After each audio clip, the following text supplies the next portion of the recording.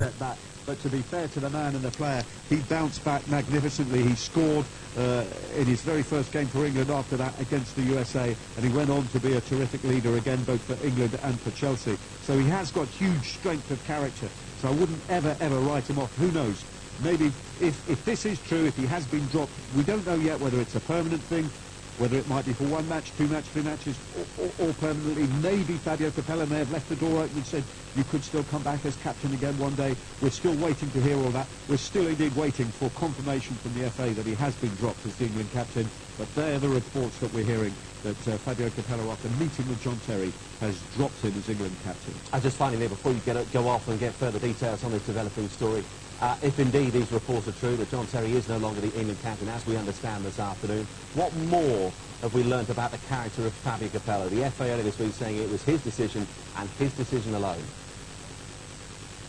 Well, we always knew that Fabio Capello is his own man. He'd been given the mandate by the chairman and the chief executive of the FA to make this decision, that it would be his decision alone, and he's come out and made it. We're understanding, we're hearing reports that the meeting itself between Fabio Capello and John Terry lasted 12 minutes. Now, a lot of people thinking maybe it would have been an awful lot longer than that, but clearly if Fabio Capello had taken an awful lot of soundings and come to not the final decision, but he wanted to speak to John Terry first before making that decision.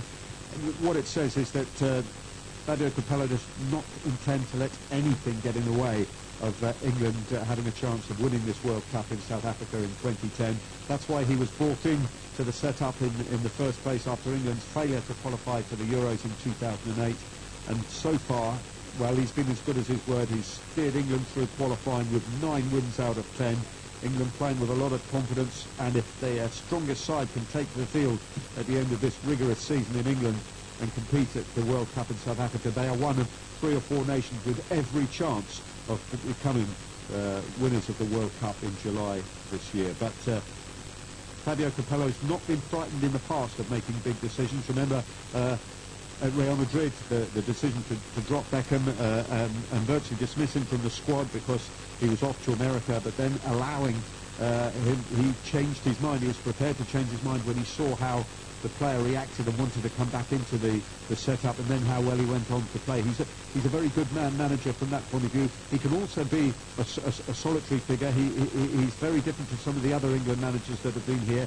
He does tend to, he doesn't spend lots and lots of time mixing with the players, but gives them a very clear idea of what he wants. The players are in no doubt what is expected of them under Fabio Capello, and there has been a real clarity of thought that we've seen from the Italian that is perhaps something that's been an extra dimension with England in recent games.